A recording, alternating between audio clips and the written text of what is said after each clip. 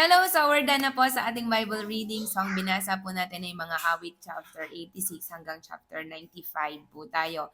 So I have a pattern here po na makikita po natin dito sa last chapter ng 95 na binasa po natin ay eto po. Sabi niya, pakinggan po natin. No? At ngayon kanyang salita ay ating pakinggan.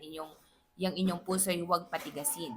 Yan, ang puso po natin. Let's pray for our heart po na maging marunong po tayong o maging malambot po at talagang basag po sa Panginoon. Amen? Dahil po yun ang ginawa ng inyong magulang nang nasa Meriba silang sa ilang ng masa.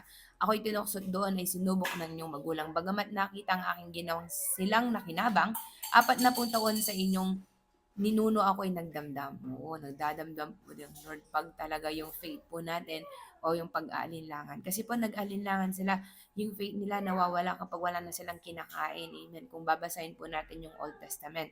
No? Tapos sa inyong ninuno ay nagdamdam at ang sinabi sila ay suwail, walang pakundangan.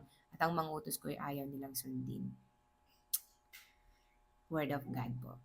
Let's follow the Word of God. Kaya't sa galit ko, ako'y sumumpang hindi sila makakapasok at makakapagpahinga sa aking piling. Yeah, that is the ultimate award or that is the ultimate makakasama ba tayo? Yun po yung kailangan. Actually, it's not by our work, but the faith, no?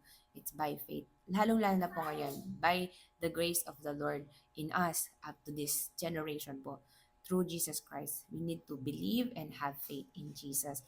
No, He died for us and He rose for us.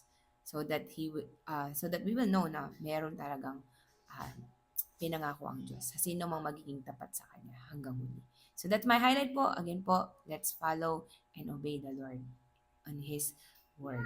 God bless po, everyone.